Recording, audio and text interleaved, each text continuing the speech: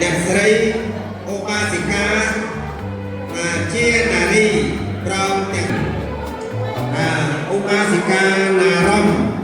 និងស្វាមីព្រមទាំងកូនចៅដែលបានមកបំពេញបុណ្យដែរគឺបាសិកាតាយាយនៅនេះគាត់ចាក់ស្រុកគាត់នៅទីគុំគេតែពេលណាខ្ញុំចាក់ឲ្យយ៉ាងនោះនេះគាត់មិនភ្លេចស្រុកកំណើតទេណាគាត់មកធ្វើបុណ្យទឹកកសលជូនដល់បុព្វការីជនមានមេត្តាបិតាជាដូនជាតាអង្គខិនយាយហ៊ានព្រមទាំងកុំបើយាយវ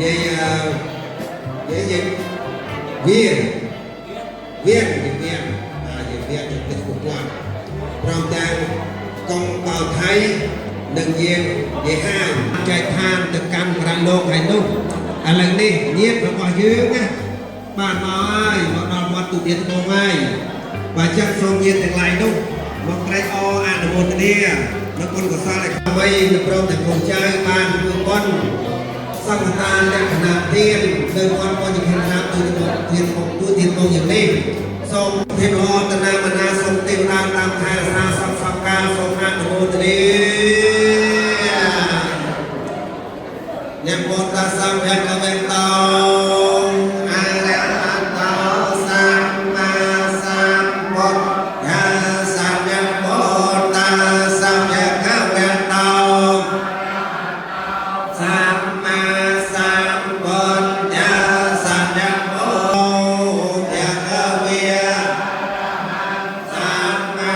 សម្ពុទ្ធវេជាចារណសម្បាន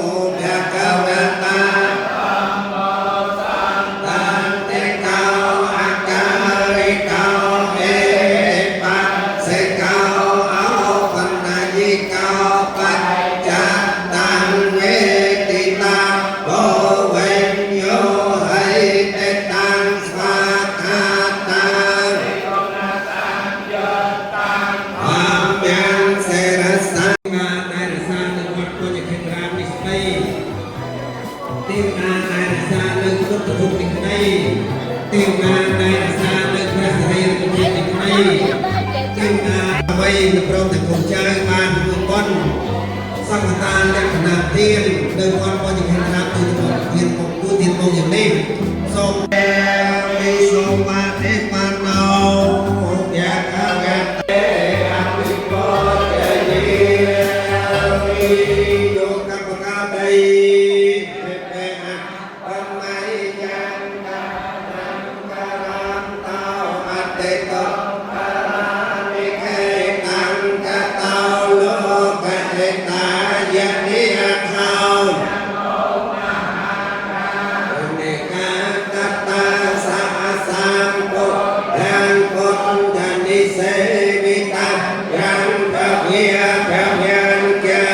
để không bỏ lỡ